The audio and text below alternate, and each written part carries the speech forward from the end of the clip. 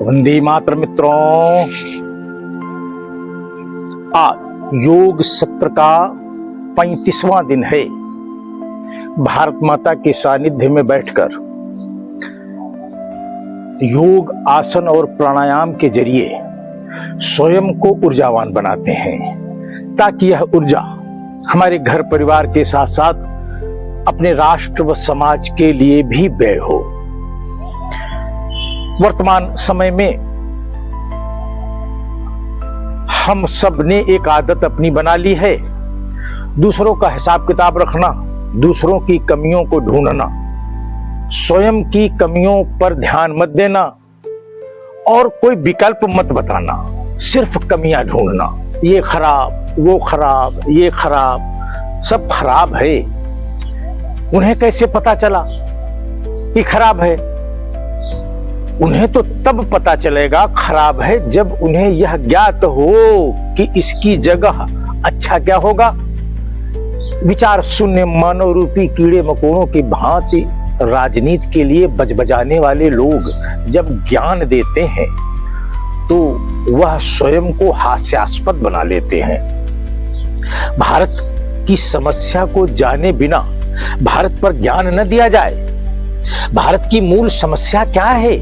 भारत की मूल समस्या है उसके भूभाग पर लागू वह राजनीति जो भारत को भारत बनने नहीं दे रही है, वह राजनीति जो भारत को बलात् इंडिया मानकर उसके साथ भेदभाव कर रही है, वह राजनीति जो हमारे सनातन समाज को एकजुट नहीं होने दे रही है, वह राजनीति जो हम भारतीयों को कर्तव्य करने के बजाय सिर्फ अधिकारों के दायरे में ही उलझाकर रखना चाहती है, वह राजनीति जो कहती तो है कि मैं समानता के आधार पर भारत को चलाता हूं, पर वह प्रति क्षण प्रति व्यक्ति के साथ भेदभाव करती हुई दिखती है। वह राजनीति जो अपनों से अपनों को लड़ाती हुई दिख रही है। हम उस राजनीति के लिए अपनी ऊर्जा व्यय करें, हम उस राजनीति के लिए अपना समय निकालें, माने भारत को नष्ट करने का प्रयत्न करें। यह कैसे हम कर सकते हैं? पर हमारे भारतीय अज्ञानतावश अपने ही भारत को नष्ट करने हेतु राजनीति के उपक्रम का सहारा ले रहे हैं। उन्हें समझना होगा राजनीति भारत भूमि के विभाजन की दोषी है, और जो हमारे अखंड भारत का विभाजन करता हो उसी सिद्धांत पर हम शेष बचे हुए भारत को चलावें। इससे बड़ी साजिश हमारे साथ कैसे की जा सकती है?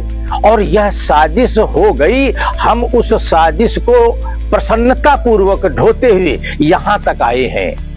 हमें अभी भी लज्जा का अनुभव नहीं हुआ है, हमें अभी भी यह अनुभव हुआ ही नहीं है कि हम पेशेवर मूर्ख हैं, खानदानी मूर्ख हैं। हमारे पूर्वजों से लेके अब तक हमने सिर्फ मूर्खता ही की है। इसकी वजह से हमारी सनातन संस्कृति नष्ट हुई है, इसी की वजह से हमारा भारत इंडिया में बदल गया है, हमारी ही वजह से हमारा समाज खंड खंड होता हुआ दिख रहा है। आखिर हमारी वजह क्या है? यह सब हमारी ही वजह से क्यों हो रहा है? क्यों? क्योंकि हमने जिस सिस्टम को अपना माना है वह सिस्टम चर्च का है, अंतरराष्ट्रीय चर्च का। उसने कॉमनवेल्थ पार्लियामेंट्री बोर्ड के 177 सदस्यों के जरिए भारत भूमि पर राजनीति को लागू कर रखा है, और वह राजनीति इंडिया के दायरे में कार्य करती है। उन्होंने इस राजनीति को लागू करने के लिए हम भारतीयों पर बलात् कब्जा करके इंडिया दैट इज भारत बना दिया था। हमारे अंदर वह साहस इतने वर्षों बाद भी नहीं जग पाया कि हम भारत दैट इज भारत कर सके। माने अभी भी हम जितने भी प्रयत्न कर रहे हैं वह सब इंडिया के लिए कर रहे हैं। भारत के लिए प्रयत्न हमारे समाज संगठन को करना था, हमारे समाज संगठन के वरिष्ठतम लोग इंडिया के लिए ही काम करते हुए पाए जा रहे हैं, पर वह अपने उदर पूर्ति की व्यवस्था भारत के निवासियों से ले रहे हैं, वह भी गुरु दक्षिणा के रूप में। यह भी एक ऐसी त्रासदी है जिस त्रासदी को परिभाष्य कर पाना उचित नहीं है, अनुचित माना जाएगा। क्योंकि वह सब समाज के लिए ही काम करते हुए दिख रहे हैं, इसलिए उनके अंदर विचार में भ्रांतियां, भ्रम पैदा हो सकता है। वह भ्रम निकलेगा, दूर होगा और वह पुनः अपने भारत के प्रकटीकरण हेतु कार्य करना प्रारंभ कर देंगे। इन सब बातों का उच्चीकृत भाव से प्रकटीकरण एक दस्तावेज के रूप में हमारे द्वारा, माने लेखक विजय कुमार दीक्षित के द्वारा एक पुस्तक का सृजन हुआ है। उस पुस्तक का नाम है राजनीति नहीं, सिर्फ राष्ट्रनीति को ही अंगीकार किया जाए। यही भारत के प्रकटीकरण का एक मेव मार्ग है, अन्य कोई मार्ग भारत के प्रकटीकरण का नहीं है। अगर भारत में कोई व्यक्ति पढ़ लिख कर विद्वान की भूमिका में आकर हमें कोई अन्य मार्ग समझाता है तो वह चर्च के बहकावे में ही आया है। जैसे वर्तमान कालखंड में एक संत अपने को 4 पीठों में से किसी एक पीठ का बताकर भारत में चर्च के साथ मिलकर इंडिया के लिए भारत को नष्ट करने की योजना पर काम किया जा रहा है। उन्हें समझना होगा कि वह राजनीति बनाम राजनीति के दायरे में जितना खेल खेलेंगे उससे सिर्फ इंडिया को फायदा होगा। इंडिया तब कमजोर होगा, भारत तब सशक्त होगा जब हम राजनीति और राष्ट्रनीति के मध्य का संघर्ष प्रारंभ करेंगे। अभी हम सब विचार शून्य मानव रूपी कीड़े मकोड़े बनकर भारत भूमि पर राजनीति के लिए भिन्न भिन्न भाषाओं में उपक्रम खड़े कर रहे हैं और उस उपक्रम को खड़े करने की व्यवस्था दूसरे समाजों से ले रहे हैं। यह कहकर ले रहे हैं कि तुम्हारे ही उत्थान के लिए मैंने यह संकल्प लिया है, घर बार छोड़ा है। पर वह घर बार नहीं छोड़ा है, वह घर बार छोड़ने का भ्रम दिखाकर इंडिया के लिए ही अदृश्य रूप से कार्य करते हुए और व्यवस्था को दीमक और खटमल की तरह चट करते हुए देखे जा रहे हैं। उन्हें समझना होगा वह कर क्या रहे हैं। अगर उनके अंदर साहस नहीं है तो यह जो व्यवस्था खड़ी की गई है यह मात्र एक व्यापार है। यही व्यवसाय ईस्ट इंडिया कंपनी करने आई थी, वही व्यवसाय हम भी करेंगे क्या? तो भाषा शैली भी हमारी उन्हीं की तरह होनी चाहिए। अगर उनकी तरह भाषा शैली नहीं है तो भाषा शैली के अनुरूप ही मेरे कार्य हों, यह नितांत आवश्यक है। हमारे राष्ट्र को परम वैभव तक ले जाने हेतु, भारत को प्रकट करने हेतु, भारत को प्रकट करने के साथ साथ उसे विश्व परिवार में विश्व गुरु की भूमिका में स्थापित करने हेतु हमें क्या करना है, इस विषय पर वर्तमान भारत के विद्वानों को बोलना चाहिए। वह तो उसी राजनीति के पाखाने में को लपेट कर अपने शरीर पर वह उसकी दुर्गंध को इत्र की खुशबू बताकर उसे नागरिकों से कह रहे हैं कि तुम भी इसे अपने शरीर में लेपन करो और मूर्खता का परिचय दो कि इस बदबू से हमें इत्र की खुशबू आ रही है। हमें समझना होगा भारत का विरोधी और भारत का दुश्मन कौन है। वह दुश्मन कोई व्यक्ति नहीं है, कोई पार्टी नहीं है। भारत का दुश्मन उसका वह सिस्टम है जिसे राजनीति कहते हैं। उस राजनीति को राष्ट्रगान के द्वारा संविधान में पोषित किया गया है। उसी संविधान में राष्ट्रगीत भी है जो राष्ट्रनीति को पोषित करता है। उसे सांप्रदायिक करार देकर उसे तिरस्कृत किया गया है। हम भारतीयों को उसी राष्ट्रगीत के आधार पर संचालित राष्ट्रनीति को आधार बनाना होगा, तब भारत प्रकट होगा। भारत के तथाकथित बुद्धिजीवी किताबी ज्ञान लेकर भारत को भ्रम में डालकर इंडिया के लिए काम करते हुए पाए जा रहे हैं और वह अपने उदर पूर्ति की व्यवस्था भारत से ले रहे हैं। हमें इस अंतर को स्पष्ट करना होगा। हमें इंडिया और भारत की मानसिकता को आधार बनाकर कार्य करना होगा। इसमें किसी भी तरह के भावनात्मक समर्पण की आवश्यकता नहीं है। इसमें हमें सतर्कता की आवश्यकता है कि किसी के बताए हुए मार्ग पर हम नहीं चलेंगे। हमारा मार्ग स्पष्ट है। Bharat that is Bharat, India that is Bharat. यह कॉमनवेल्थ पार्लियामेंट्री बोर्ड के द्वारा संचालित भारत भूमि पर एक सिस्टम है। इसे राजनैतिक सिस्टम कहते हैं। इसी सिस्टम को उखाड़ कर फेंकने हेतु यह पुस्तक का सृजन किया गया है। पुस्तक का नाम है राजनीति नहीं, सिर्फ राष्ट्रनीति। राष्ट्रनीति के पहले सिर्फ लगा है, माने सिर्फ का अर्थ है हमने वैचारिक दृष्टि से भारतीयों को अन्य कोई दूसरा मार्ग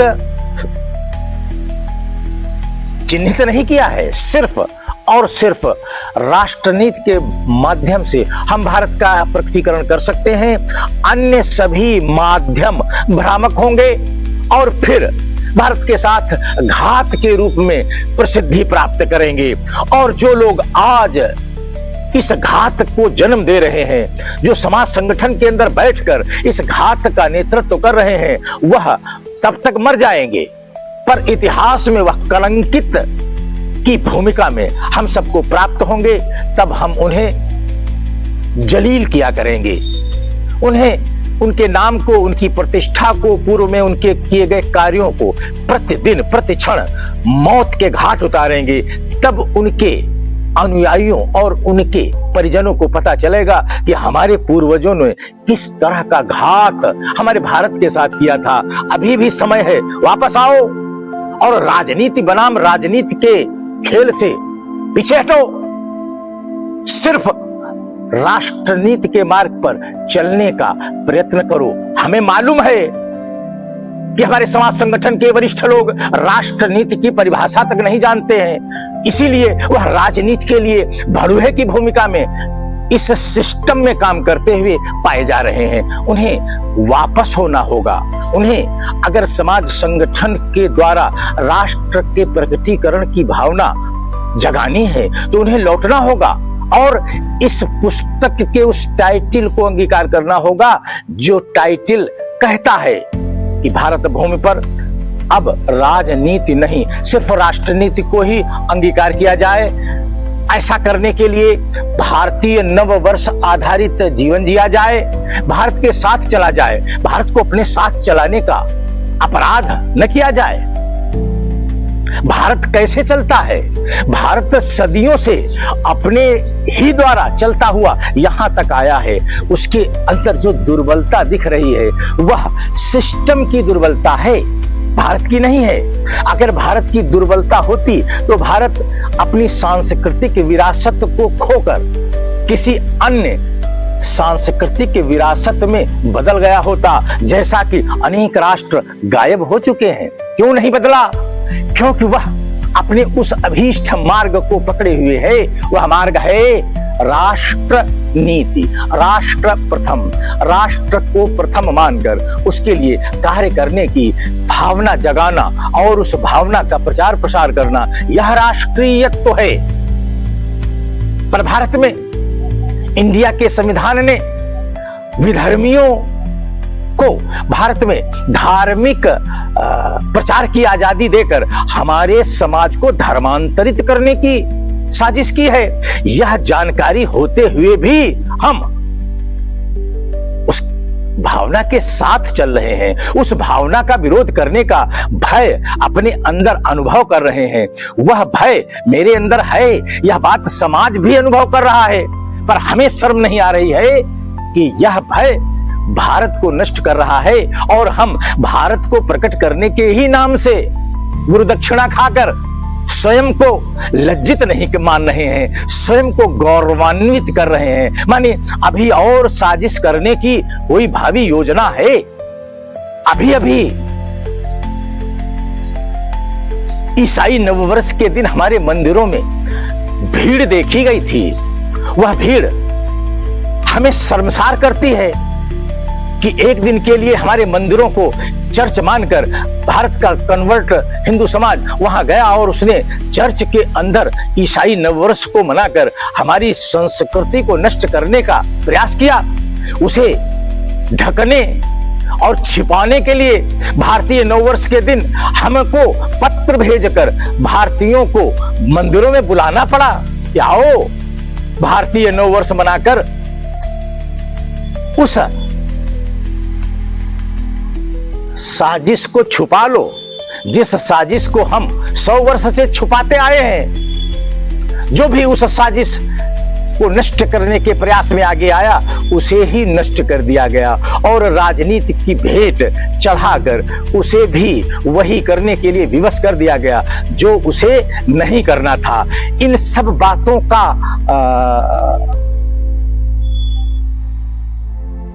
निरोध करना, इन राजनैतिक क्रियाओं प्रक्रियाओं को त्याज्य कर राष्ट्र नीति को अपनाकर अपने भारत के प्रकटीकरण में अपना सुनिश्चित योगदान करना, यह हमारी नैतिक जिम्मेदारी है। इस जिम्मेदारी को पूरा करने के लिए ही सर्वप्रथम समाज के साथ भारतीय नववर्ष को मनाने का एक उपक्रम प्रारंभ हुआ। सूर्यदेव भगवान की प्रथम किरण को वर्ष प्रतिपदा के दिन अर्घ देकर समाज के साथ नववर्ष को मनाना प्रारंभ किया। जब यह क्रम 2 दशक को प्राप्त हुआ तब संपर्क और जन भावनाओं के अनुरूप यह भाव प्रकट हुआ कि भारत भूमि पर अगर हमें भारतीय नववर्ष आधारित भारत को प्रकट करना है तो सर्वप्रथम राजनीति को अस्वीकार करना होगा और राष्ट्रनीति को स्वीकार करना होगा। इस भावना को जब समाज में संग्रहित किया गया तो उसे एक विचार प्रवाह के रूप में प्रसारित किया गया और वह विचार प्रवाह इस पुस्तक के रूप में हम सबके समक्ष है। यह पुस्तक अमेज़न पर आ चुकी है। हम सब राजनीति नहीं सिर्फ राष्ट्रनीति डालकर उसे सर्च करें और उस पुस्तक का शुल्क देकर उस पुस्तक के अंदर भारत को प्रकट करने के सूत्र दिए हुए हैं, मंत्र दिए हुए हैं। उन मंत्रों को स्वीकार तभी कर सकते हैं जब राजनीति को अस्वीकार करेंगे। यह उन मंत्रों के पहले शर्त दी हुई है।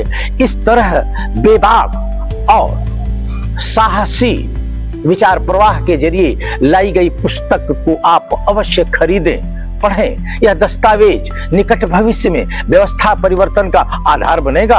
हमें भारत प्रकट करने के लिए सरकार बदलनी नहीं है।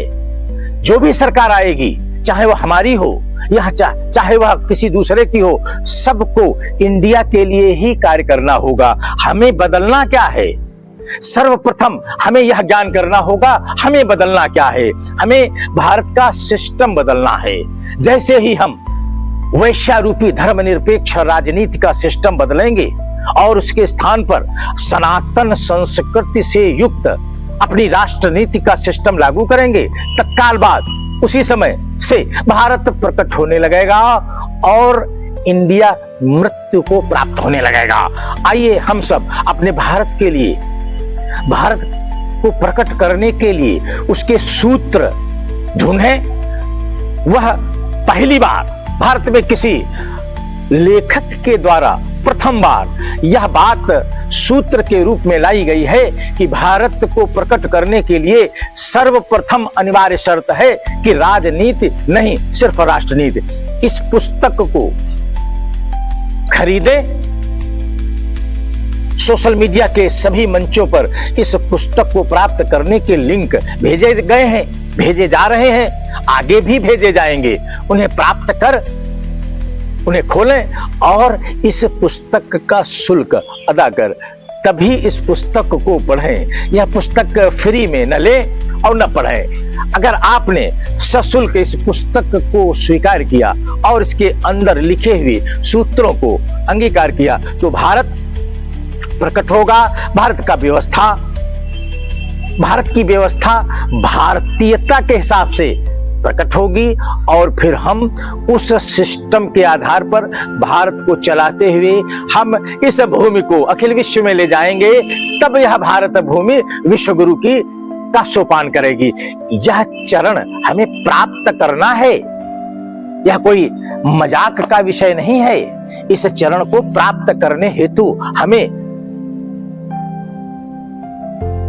स्वस्थ रहना होगा, हमें विचारवान रहना होगा। विचारवान बने रहने हेतु हमें योग, आसन और प्राणायाम का सहारा लेना होगा।